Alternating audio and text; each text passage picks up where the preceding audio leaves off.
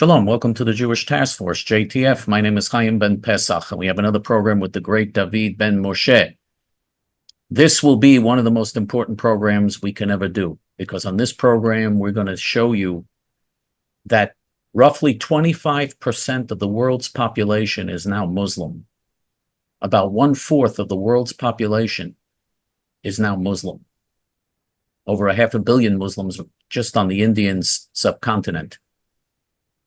We are facing a tremendous threat, and we're going to explain to you how the Muslims are on their way to becoming a majority of the world's population, God forbid. And David Ben Moshe always has important things to discuss. I also hope that I'll have time to bring up an important AIPAC story and stories about what Jewish billionaires are doing. I don't know if I'll have time, but hopefully there'll be some time to squeeze that in as well. And again, David Ben Moshe always has very important things that he wants to bring up, and I think he has a long story he wants to tell us on the program that should be very interesting. But first of all, this program is dedicated to a refuah shlema, complete recovery for Liat Bat Shifra, Niv Ben Bina, and Yitzchak Ben Sarah, and Sharon Mitman, Shlomo Ben Sarah, Dorit Bat Sarah, Ruven Ben Shoshana, and Ruth Bat Sarah, and to Ilui Neshamot, elevating of the souls for Malka Bat Meir, Allegra Bat Shlomo, Daniel Nankin, Victor Chazdai, Pesach Seb Ben Dov, Lunita Adler, Shifra Hoffman, Ruben Hoffman, Barry Hoffman, Harab Mir Kahana, Rab Binyamin Kahana, Tzipora Fegi, Bat Liba, Yosef Ben Meir, Robert Mittman, Dennis Shore, Helen Friedman, Charles Zolat, and Yair Levine. Something that I've never heard anybody really discuss or mention, and we haven't really discussed it or mentioned it to this point either, is the huge Muslim population in the world. Now, I was under the impression there are about 1.5 billion Muslims in the world, and I'm wrong.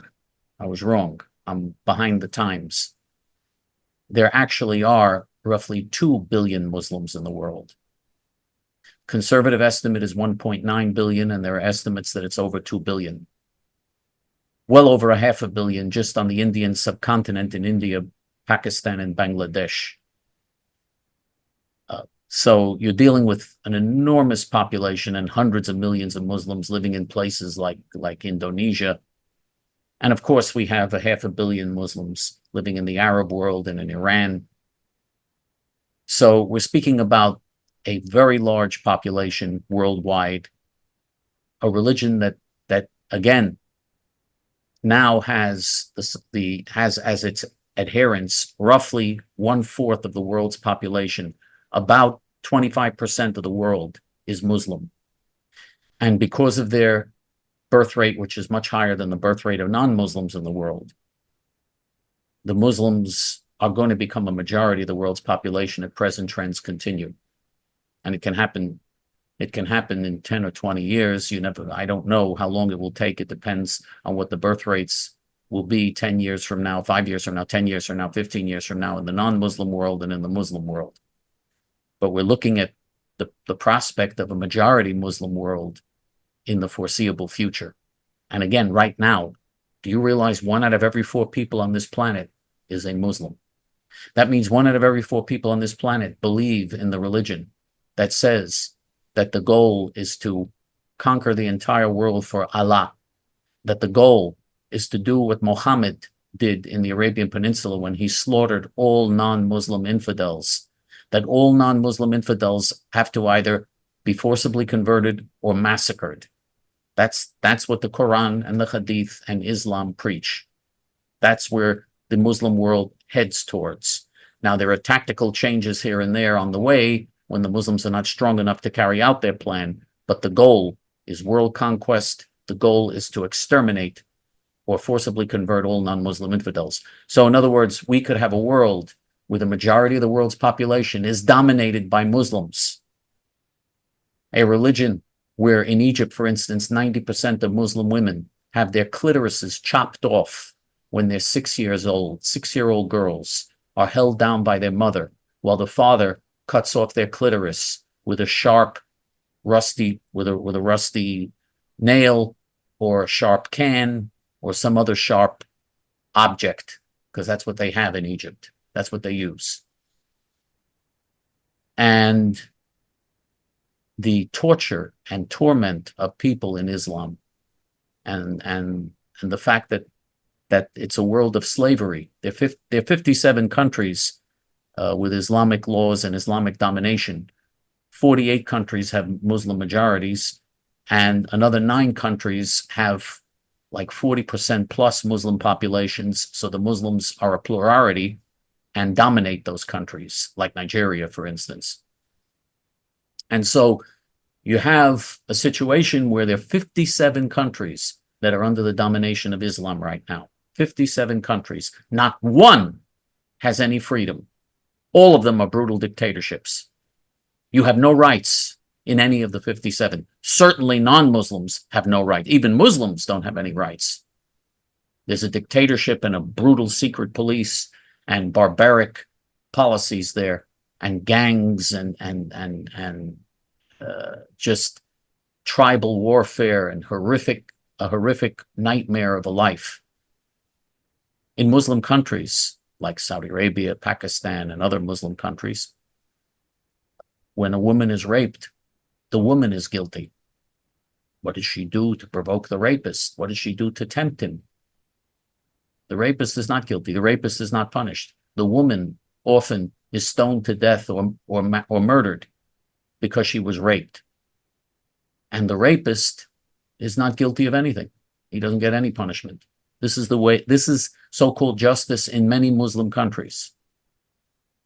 And certainly a Muslim that rapes a non-Muslim woman, that is a commandment in Islam. That's something Muhammad himself, the founder of Islam, did, and Muslims are commanded to do what Muhammad did.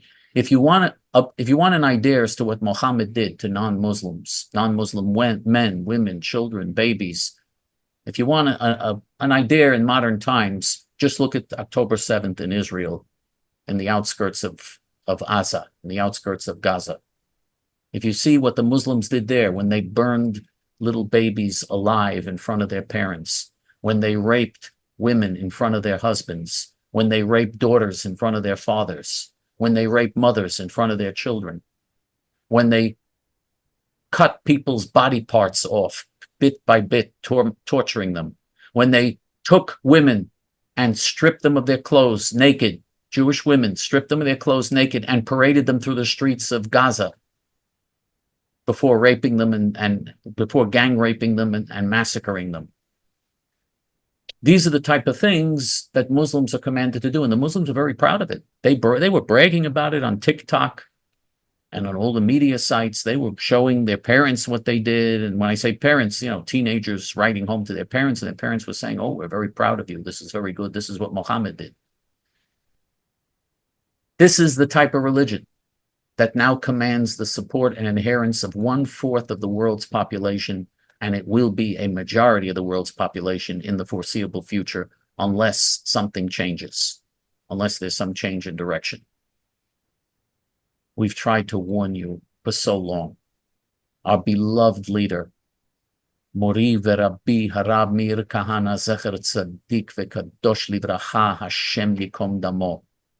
Our beloved Rabbi Meir Kahana, of blessed memory, may his memory be immortalized. May God avenge his blood. Tried to warn the world since the 1960s about this. And in the end, he was murdered. He was banned from running for the Knesset, for the Israeli parliament. Banned him, these beasts in Israel, these self-hating beasts. They banned him from running. They allow Arab Muslim Nazis to run for the Knesset, to run for the parliament. They can run. They've been serving there for decades. Nobody ever touches them. But when Rabbi Kahana was banned from running and then murdered in 1990 in New York City by Al-Qaeda, it was the first terrorist act of Al-Qaeda. Al-Qaeda, they even said in the trial, they had tapes of them saying, the first thing we got to do is get rid of Rabbi Kahana. He's the number one problem we have. We got to get rid of him because he's warning people about us. Because what Rabbi Kahana was saying was the truth. And so J.T.F. is an organization that has worked to tell the truth about this for many years and paid quite a price. And our leader was assassinated. And we've paid quite a price for telling the truth. But the truth must be told. And let's understand something. The only hope we have is arousing a movement in Israel that will wake up and that will understand what's going on and that will turn the tide in Israel. That's the only hope we have.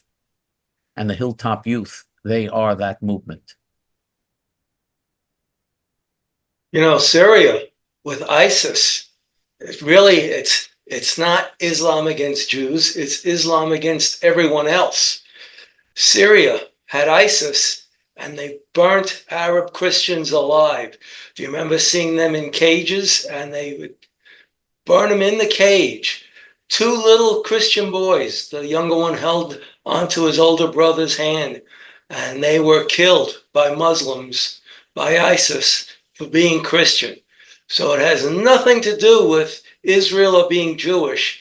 It's anyone who's what they would call a disbeliever, because in the Hadith, the book of Tabari, I hope I'm pronouncing that correctly, 969 says all you need to know about Islam. Killing disbelievers is a small matter to us.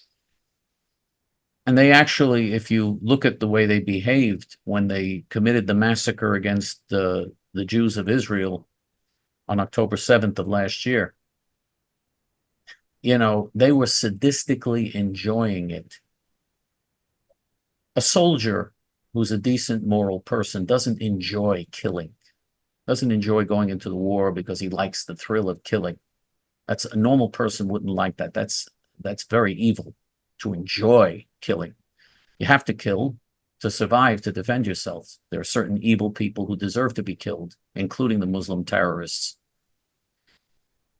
But these beasts got sadistic pleasure. You could see they were in ecstasy. They were thrilled, murdering little babies, murdering children, raping women, and they were thrilled. They got a thrill out of it. They got a sadistic pleasure out of it. It was like they were high on drugs. They were so excited. They loved it. These are beasts. My apology to beasts. I mean, these are really, because, you know, even beasts, I mean, animals, for instance. You look at the animal kingdom, if you look at lions, if you look at bears, if you look at animals that kill, sometimes in defense, sometimes for food, these animals would never have the sadistic tendencies of the monsters that we've seen, the two-legged monsters that we've seen in Gaza and that we've seen in other places. It's so barbaric. And look at their history. They've already perpetrated holocausts. These are Nazis against their fellow Muslims. Muslims do this to their fellow Muslims. And if they do this to their fellow Muslims, imagine what they would do to the Jews, the Christians, the other non-Muslim infidels. Imagine what they would do. This is what they do to their own fellow Muslims, their own brothers and sisters. In the Iran-Iraq war, 2 million Muslims were slaughtered by other Muslims. In Syria, 1 million Arabs were slaughtered by other Arabs. In Lebanon, 500,000 Arabs were slaughtered by other Arabs. Why do I change it from Muslims to Arabs in Syria and Lebanon? Because in Syria and Lebanon, the million people that were slaughtered in Syria and the 500,000 in Lebanon, not all of them were Muslims. They were Christians that were also slaughtered there. They also slaughtered a large number of Christians. But if this is what they do to their fellow Arabs and their fellow Muslims, what do you think they would do to us if, God forbid, they ever had the chance? We don't have to guess. And there's no question that they're not joking when they promise to do this. They already have proven this over and over again that this is their intention. And so you have Iran on the verge of getting nuclear bombs, God forbid. Saudi Arabia wants nuclear bombs as well. Other Muslim countries looking for nuclear bombs so that they could have weapons of mass murder in their hands. And at the same time, we have a president, the late Joe Biden, who has destroyed America's energy industry and is once again giving massive profits, huge profits to Iran and Saudi Arabia and all of these Muslim countries so that they can have a population explosion, so that they can prepare their terrorist organizations and fund their terrorist organizations. They fund dozens of terrorist organizations. And so that they can build their nuclear programs and build programs of chemical and biological warfare. This is the type of insanity that we're dealing with here. And remember, as far as the Western world is concerned, you have negative population growth in almost all Western countries, except for Israel. Israel, by the way, has a larger population growth than most of the Muslim world. Israel is the one Western country with natural population growth because of the religious Jews that have a lot of babies. Baruch Hashem, thank God. Ken Yirbu. Ken Yirbu means there should be multiplied. There should be many more. But with the exception of Israel, look at all the other Western countries. The United States, the white population of the United States has negative population growth. That means the number of white people in America is going down every year, while all the other groups are increasing. In Europe, that's been happening already for years in most European countries. And so now they're bringing in Muslim immigrants and Muslims to do the work there because they don't have enough people to fill the workforce anymore. In the Far East, countries like Japan and South Korea have very severe negative population growth. China has negative population growth. India still has population growth, but among Hindus, it's not very high. Among Muslims, it's huge. By the way, India, one country has over 200 million Muslims in a majority Hindu country, but over 200 million Muslims live in India. And by the way, in Russia, they have negative population growth, but the Muslims who live in Russia, who I think are about, did you know that Russia is about 10 or 15% Muslim? Between 10 and 15%. We don't know exact numbers because the statistics they have there are lies. But it's estimated that between 10 and 15% of Russia's population are Muslim. And that's the one group in Russia's population that's growing, that has a birth rate that leads to population increase while the rest of the population is dying out. And when they hit 10% or more of a population, they're no longer afraid. They start getting violent against that non-Muslim population. And that's why we had an attack in Russia just a few weeks ago. Right. You see it in the Philippines as well. The Philippines is about 15% Muslim, and you see in the Philippines, they've been slaughtering Catholics in the Philippines for a long time. And I don't have to tell you in Africa what goes on. It's unbelievable how many non-Muslims are slaughtered in Africa.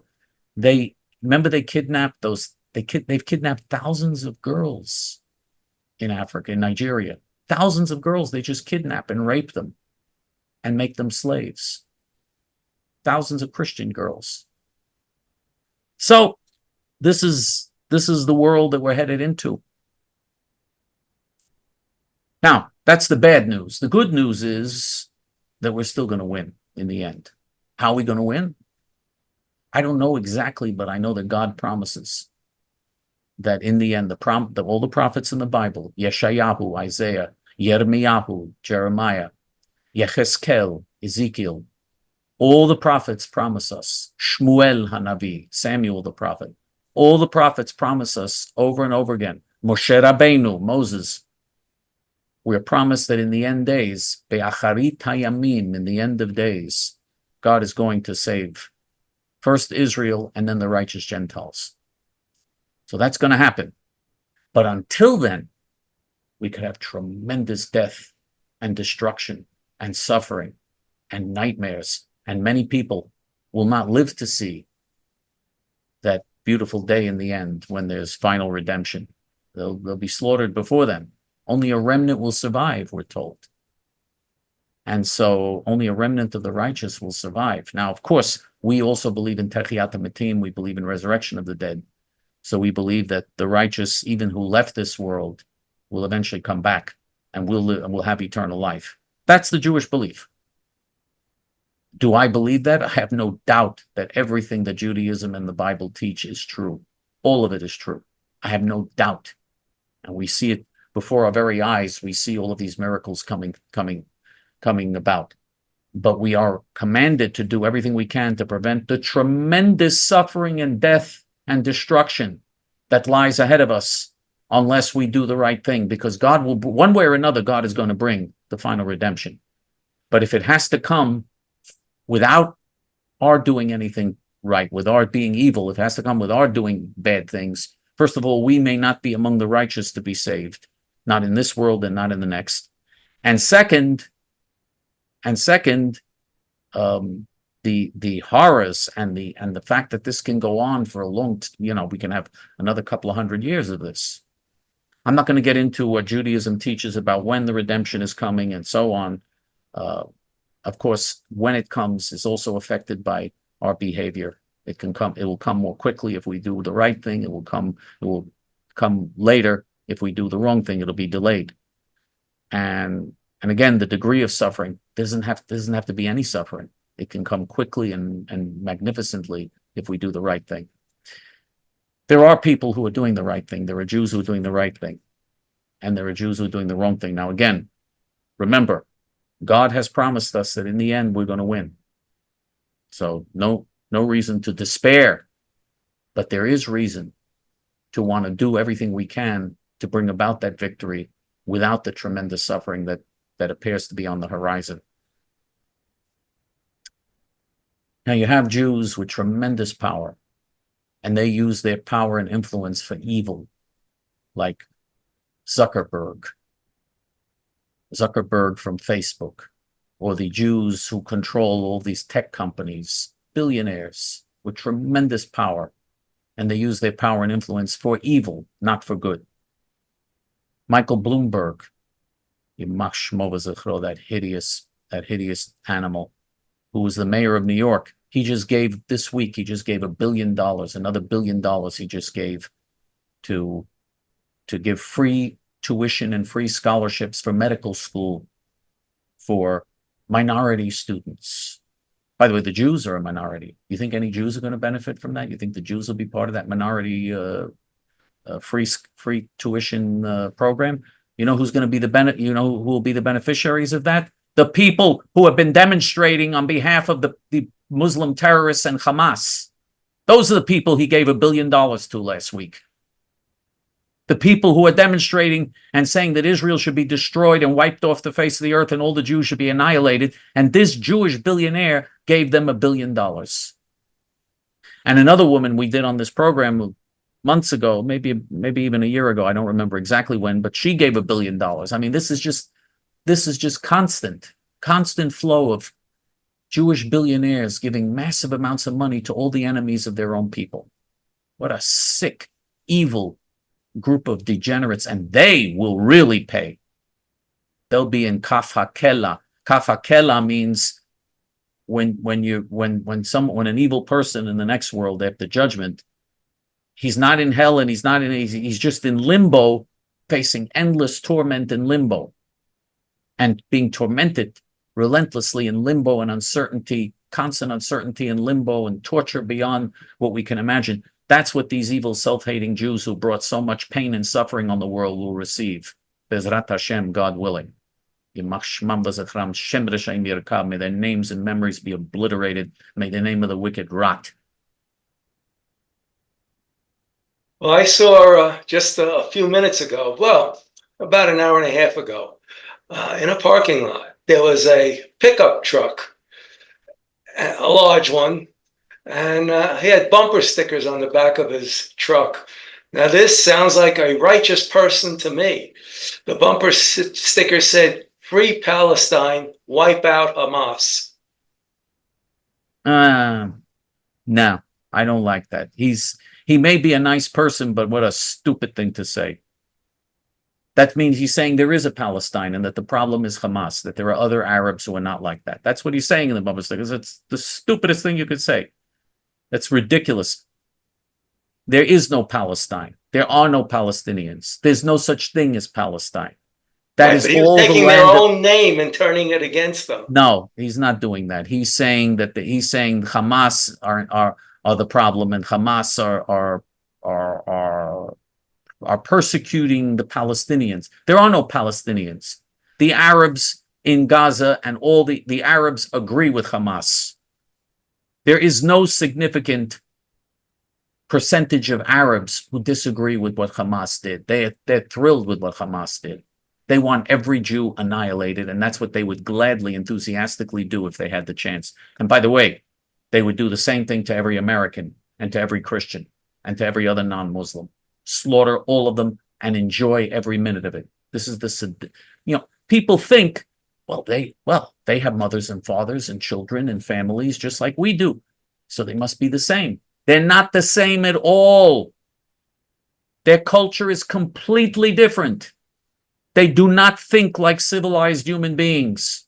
They're not the same at all. These are sadistic, evil beasts. By the way, you could say the same thing in Germany. During the Holocaust, the Germans had families and children and parents and everything, and they sent their children off to fight in the war and to murder 6 million Jews and 2 million Jewish children. Does that mean that because the Jews had families and the Germans had families that they're really the same thing?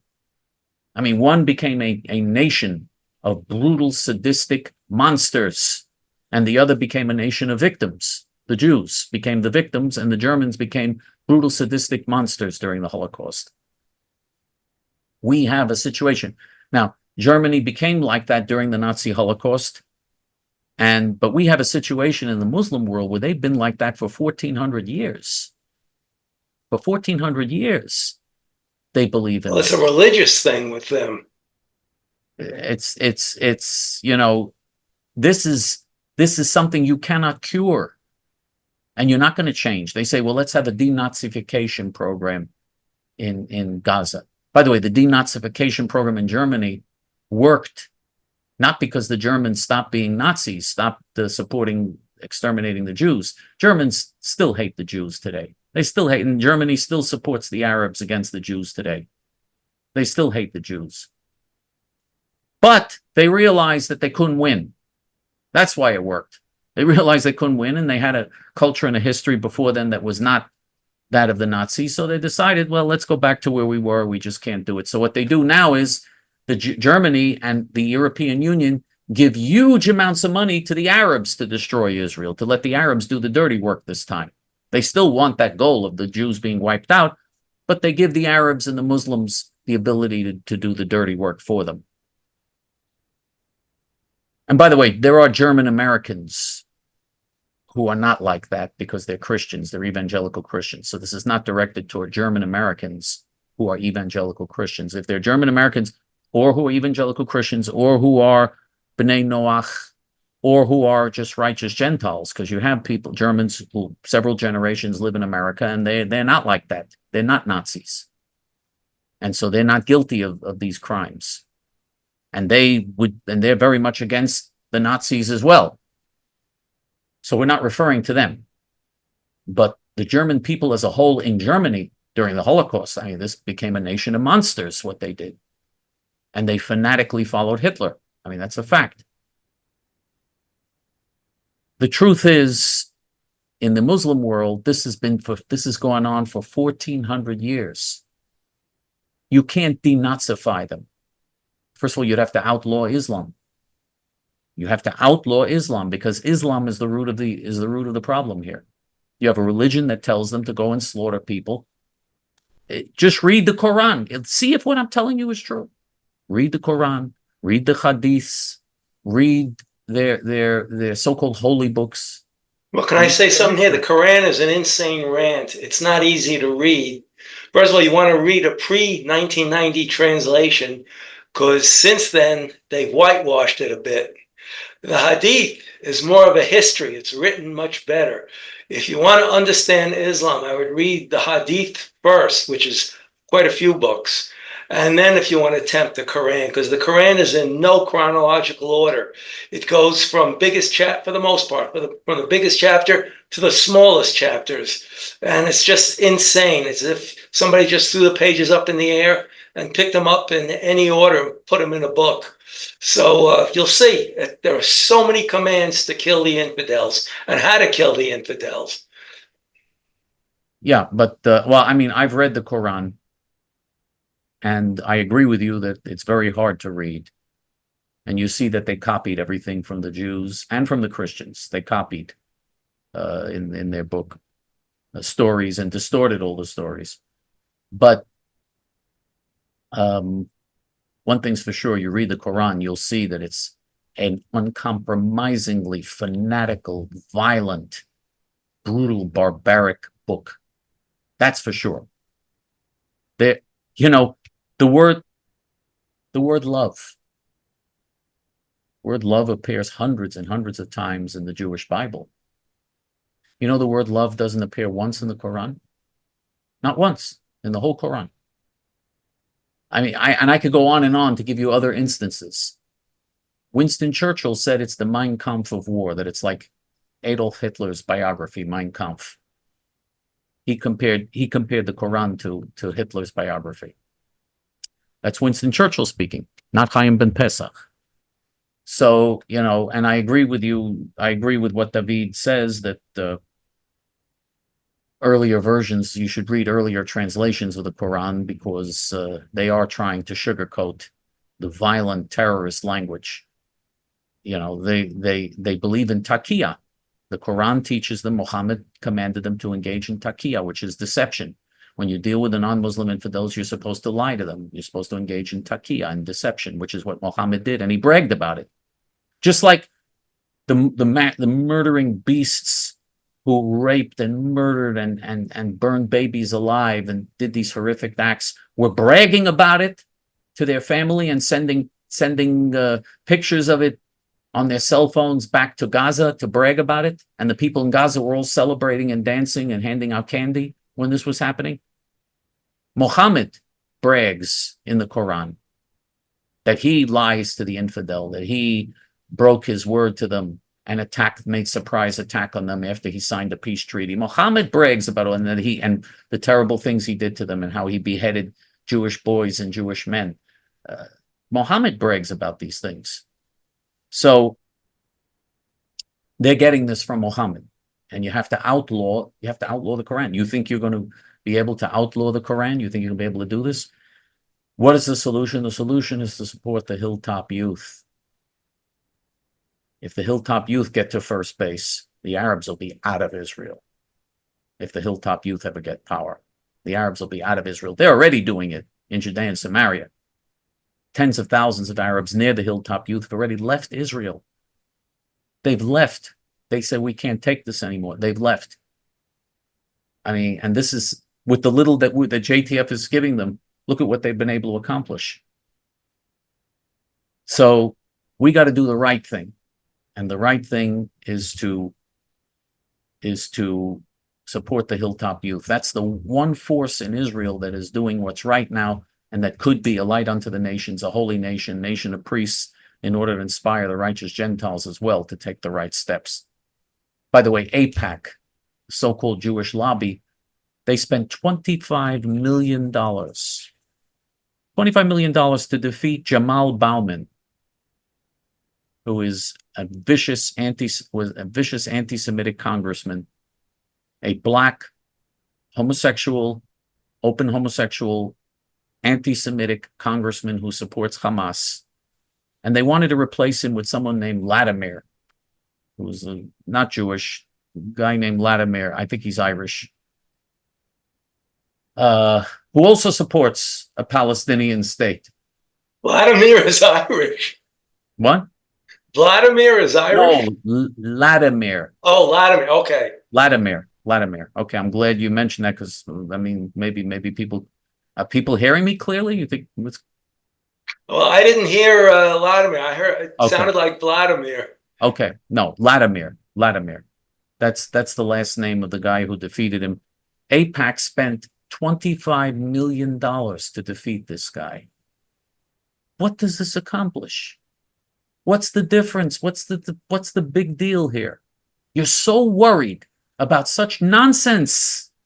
This is nonsense who the congressman is going to be in Westchester County compared to having the Hilltop Youth drive the Arabs out of Israel.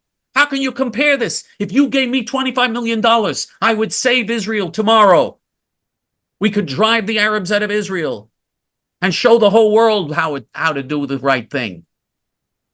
You realize what we would do, how we would change the whole tide of human history with $25 million? And instead it's spent on worrying about this black congressman or this congressman or that. And the guy who they replace is not pro-Israel either. Because AIPAC is not pro-Israel. They spent huge amounts of money. You know that AIPAC, we did a show on this, AIPAC has given hundreds of millions of dollars to 130 Democrat congressmen. Democrats! They give money to Democrats. 130 Democrats in the House, they gave them huge campaign contributions. And most Democrats are anti-Semitic. Most? You can't be a Democrat. You can't be a Democrat politician holding office and not be an anti-Semite. Because if you're a Democrat and you support the Democrat Party, that means you support their platform of destroying Israel. That's what they are for, destroying Israel. And this is what AIPAC is their money to? And you have all these Orthodox Jews giving to AIPAC. Are you insane? You're insane. Wake up. Give to J.T.F. J.T.F. Here's how you help the real Jews if you're not insane. You can go to our main Hebrew page, hayamin.org. The page is in Hebrew, but the donate button is in English. On top, there's a donate button in English. You just click on the donate button, and in several minutes, you can conveniently support the one group that's worth supporting, the Hilltop Youth.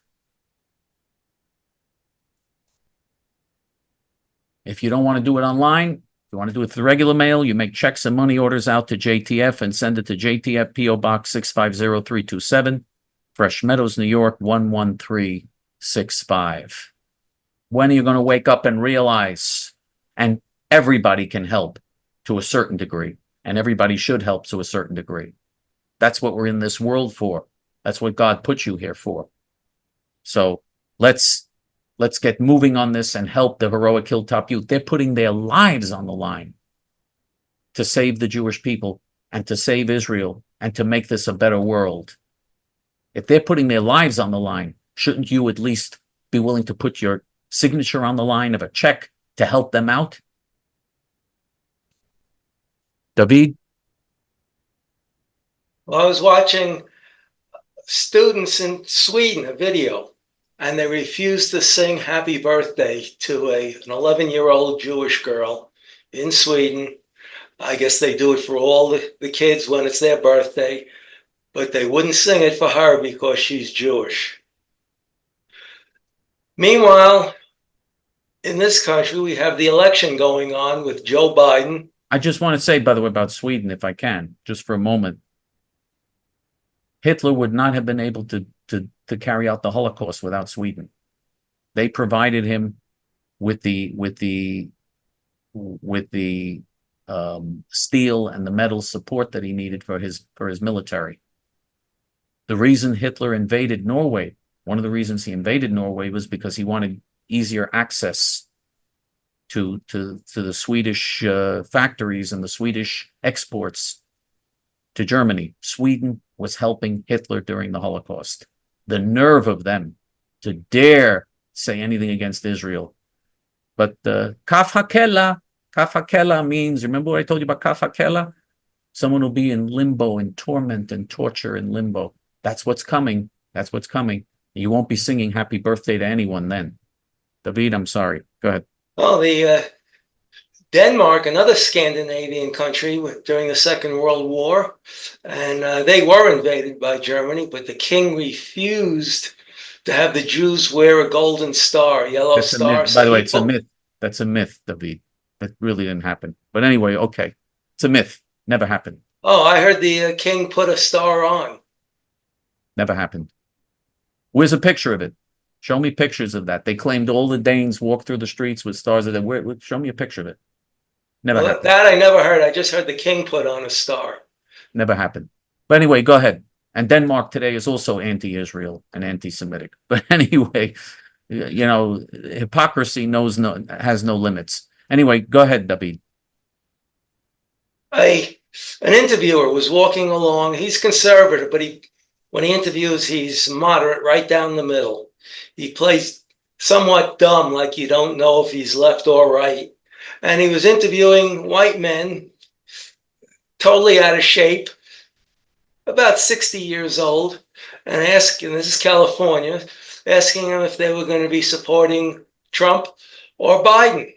And most of the younger ones said Trump. One guy was, as soon as you mentioned supporting Biden, he started cursing. He said Biden is destroying this country. And he said he always voted Democrat, but he's voting for Trump this time. And he's furious that Biden is still in there. But these two guys that were kind of chubby, right on the ocean, on the boardwalk, they're supporting Biden. And when asked, why are they supporting Biden? Because Trump lies. Well, every politician lies. You can't win an election unless you lie. Well, Biden didn't lie. He said no American soldiers were killed under his 4-year term. Well, you could think of the ones in Afghanistan that were killed right away. The question is he lying, or is he just doesn't know what he's talking about? So that's not a good answer. Trump lies. They all lie. So, but they're still supporting Biden. And when asked why, other than Trump lies, they couldn't give any reason. But can I just want to say, you know, as far as what an evil person Joe Biden is. You don't think he knows that he can't handle the job of the presidency? You don't think he knows this is way above his head, that he's already demented and he has dementia and he can't handle the job? You don't think he understands that? And he, for ego, is refusing to bow out of the race. He's staying in the race. Now, I still believe he's going to be pushed out. I predict, remember, I made that prediction last week. We're going to see if I'm right. When the donations dry up, he'll be forced out. I think he's going to get out. I think he's going to be pushed out.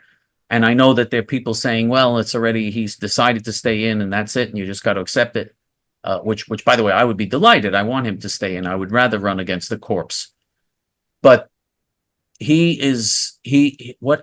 fact that he's trying so hard to stay in, if he cared about the country, would he insist that he should be president? You don't think he knows that he's a disaster? He doesn't care. He couldn't care less about the country. You think Hunter Biden, his son, cares about the country? The crack addict Hunter Biden, who's by the way, an admitted crack addict. You think he cares about the country? And they found, by the way, cocaine in the White House too. You think he cares about the country? You think his wife Jill cares about the country? Are you kidding me? Jill cares about staying in power. The only thing they care about is themselves. They're willing to drag the whole country down and burn the whole country down just so that they can stay in power. They're evil. Evil. Don't tell me about Trump lying or not lying. You know, I mean, I do believe Trump lies, and I think it is a problem. But compared to Biden is so profoundly evil and immoral. He couldn't care less. He's letting millions of people into the country just so he can hang on to power in the Democrat Party a little longer. He's willing to destroy the whole country for this. How could you get more evil than that? I'm sorry, David. Go ahead. Oh, go ahead. Well, Biden and Jill and Hunter, who wants him in because he'll feel more protected from the laws he broke. The thing is, was it Sun Tzu who said this? That you're willing to destroy everything so you can rule over the ashes. Well, that's the Biden family. But by the way, his son, and when I said he's a crack addict, which is true, his son got multi-million dollar payoffs from foreign leaders. From foreign leaders using his father's influence, who was vice president at the time. Under Barack Hussein Osama, he was vice president, even though Biden doesn't remember who was president when he was vice president. Biden keeps mixing that up. Biden, by the way, still thinks he's a senator. I mean, he's mixing everything up. No, he's updated it. He thinks he's now the first black woman vice president. Right. He said he was saying that he actually said this week that he was a black woman. He actually said he was a black woman. I don't know. Maybe he's, I don't know what he's imagining in his little world, but that whole family is so evil and so corrupt and so despicable. And I mean, you know, I can't believe, I cannot believe that anyone would even consider voting for them. I can't believe it. It's, you know, this is the most corrupt, evil family you could possibly imagine. Well, some of the donors are starting to back out unless Biden goes. Disney heiress Abigail Disney, who is I think the niece of Roy Disney, said she is not going to donate to the Democrat Party unless they get rid of Biden. And she's worth quite a bit. She's a major shareholder.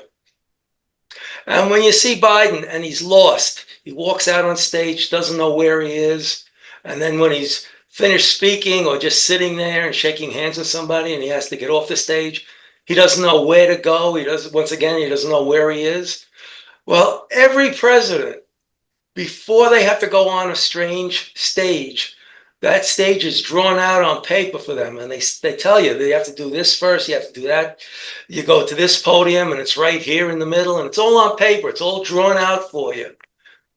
But Joe Biden doesn't remember. The minute he walks away, he's lost. How can that be the leader of one of the largest countries, one of the most powerful countries? That used to be the most powerful. I don't know where we are now.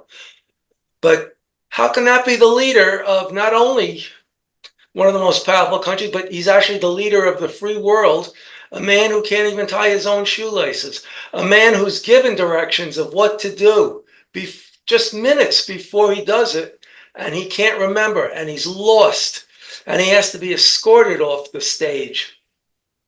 The only one who's dumber than him is Kamala Harris. But anyway, she's the laughing retard. That's the advantage. That's the advantage of her running with him, that he finally found someone who actually is dumber than him. But she doesn't have the excuse that he has. She has a different excuse, which we're not going to discuss. But anyway. So Joe Biden was at a Biden rally, and he's meeting and greeting the people in the front row. And it's a white woman, and he kisses and hugs a white woman. He kisses and hugs a white woman, kisses and hugs. Then there's a black woman. Now, this is Democrat Joe Biden. He bypasses her and goes to the next white woman. This was caught on camera. And then I guess somebody said something to him, and he went back after a while. I think after he went down the whole line, he went back to the black woman and hugged and kissed her. But it's his natural instinct to aversion from that. And yet that's who the blacks vote for. Did you see him putting his hand, all the pictures of him putting his hands all over all these girls and women? I saw a video of him rubbing a black man's arm. Okay, I don't think he's attracted to men, but no, but have you seen what he does with women and girls? Young girls. Sniffs them. It's unbelievable. I've never seen anything in my life. I've never seen anything like this in my life. I mean, he's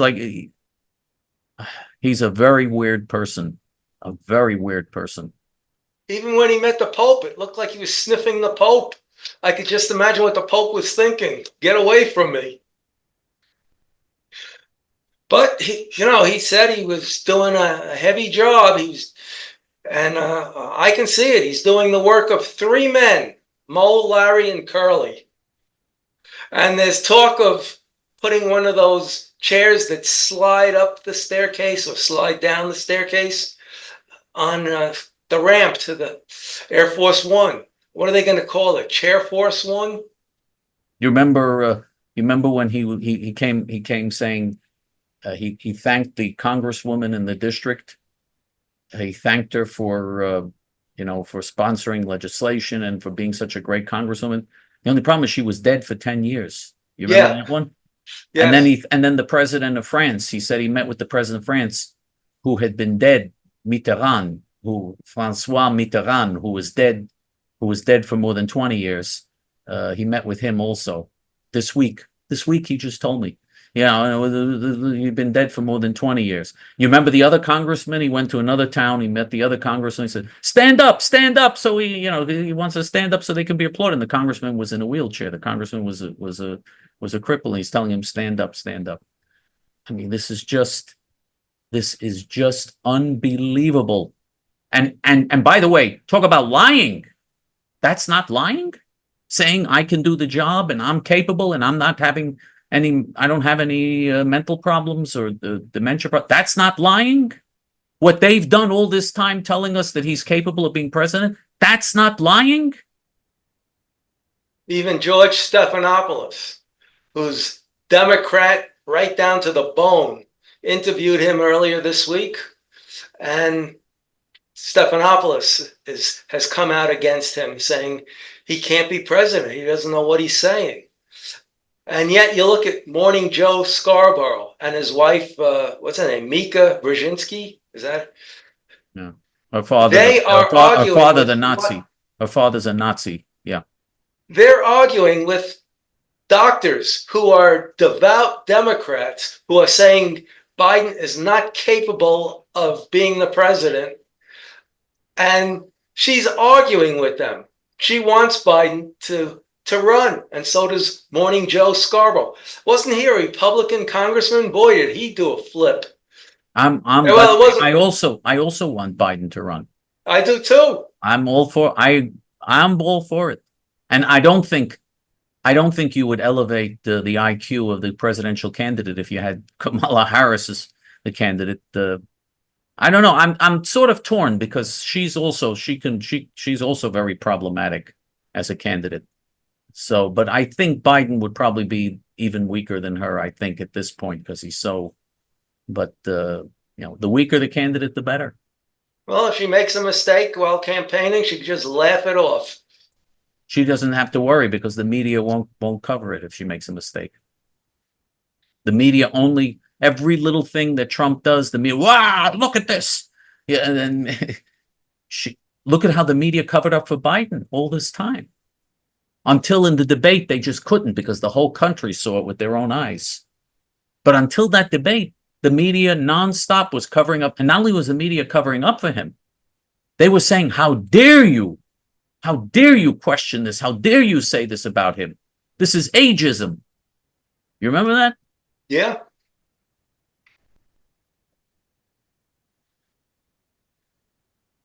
There's a high school called I Promise. It was set up and built by LeBron James. I believe he's a basketball player. He's one of those giraffes that are like 6'9", 6'10", maybe more. I don't know. I don't know anything about basketball. All I know is when I was a kid, I couldn't land a ball in the hoop to save my life. And well, I believe he's a basketball player because I know the name. I've heard it. Not one kid since 2018 has passed 8th grade math. So what kind of school is this? What are they teaching the kids? Are they teaching them basketball and that's what the kids are learning? That's the type of school Michael Bloomberg gave $1 billion to last week. He gave $1 billion for those types of students. That's where he gives his money to. Okay, and I have a little story. I'm sure nobody knows this. And then I have a big story that has nothing to do with current events. It's just, I think some of the guys who listen to our show, it's really a man's story. But just some of the women might find it interesting. You know, our flag is red, white, and blue. So is the French flag. That's red, white, and blue. The Russian flag is red, white, and blue. The Russian flag looks very much like the French flag, except the colors are in different orders. And just like the Italian flag and the Irish flag, very similar. Hard to tell which is which unless you really study flags. Well, I'm sure everybody who's older, I can't say for young people, they know that there's a star in the blue patch on the American flag that represents each state. Originally, it represented each colony, who later became states. So we have 50 states, so there's 50 stars on a blue field. But does anybody know what the red and the white stand for? There's 13, which stands for the original 13 colonies, but why red and white? Why not orange and green? Good Well, I'll question. tell you. I don't know. I don't know. Good question. I'm waiting. Or as Ralph Cramden would say, you want to know? Oh, I'll tell you. I'll tell you. Why should I tell you? The red stands for the sacrifice of the blood in gaining our independence. The white stands for peace and love. Now you know something you didn't know. Okay, I have a story now. It's a little long. I hope you find it interesting. It really has nothing to do with today. It doesn't even have to do with America. It has to do with England and Germany during the war. But you're going to learn something today most people don't know. In 1907, First Sea Lord Jackie Fisher, First Sea Lord in England, the Admiralty is its own separate department, away from the government. It's very independent, and it's called the Admiralty. It's separate. Jackie Fisher and the Sea Lord, there's one of them, and he's the equivalent to our 5-star admirals, which there are none, or 5-star generals, which there are none anymore. It would be like a field marshal.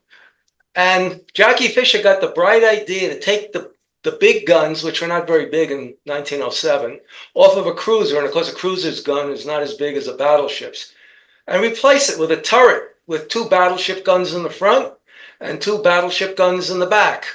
That became what was known as a battle cruiser. And the idea was it could sink any ship in the sea except a battleship.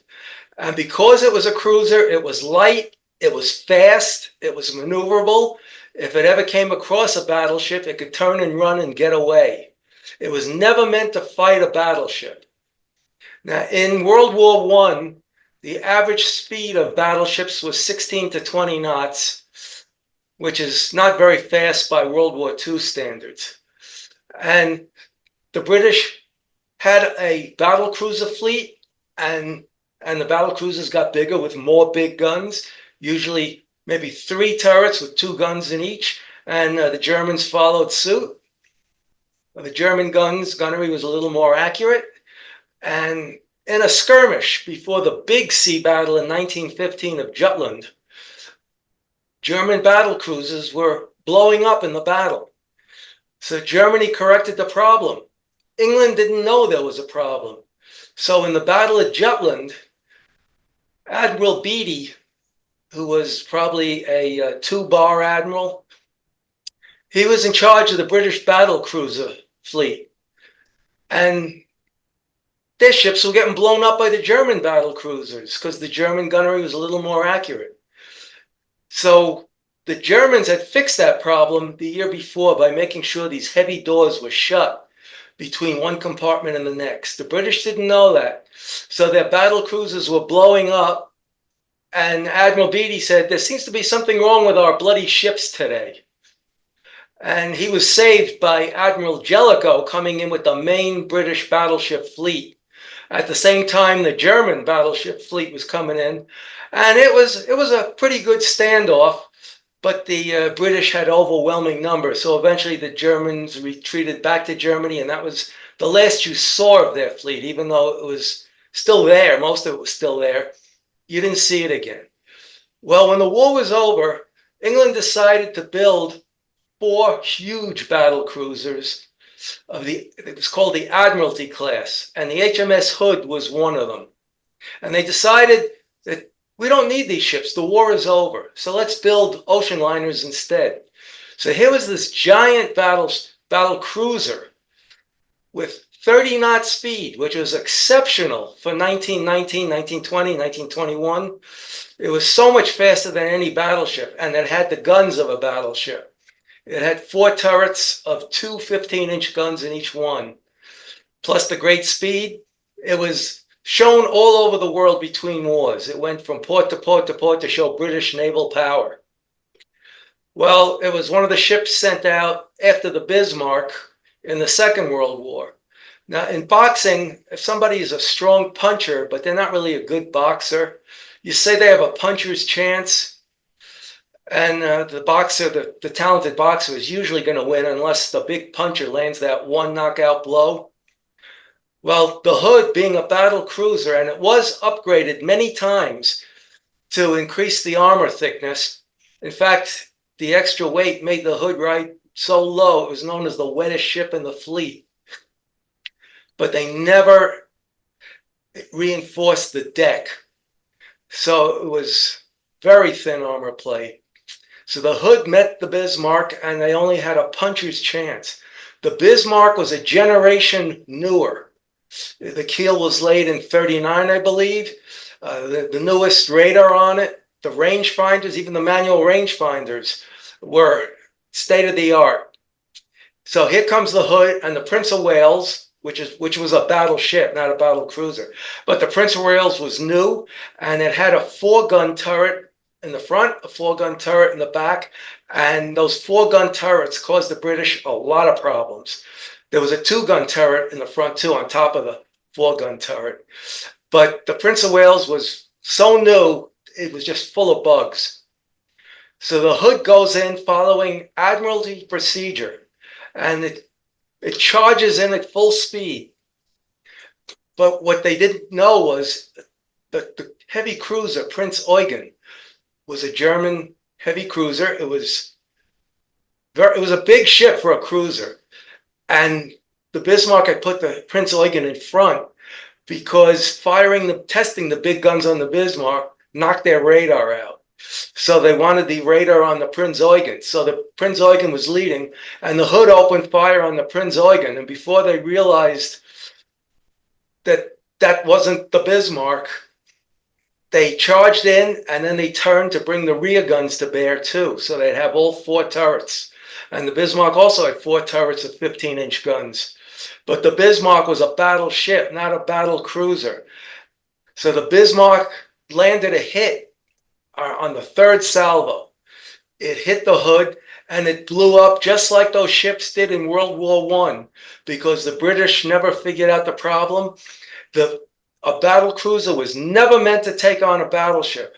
During World War I, Admiral von Tirpitz said the idea of a battleship is to hit and take hits, but to keep sailing and keep fighting. The British had a little different idea. They thought speed would make up for the lack of armor. Obviously, it didn't, and the Hood blew up. And in its complement of 1,500 and about 12 men, 3 survived. 1 went down with the ship. He was so lucky. A giant air bubble got a hold of him and blew him right up to the top. So 3 survived.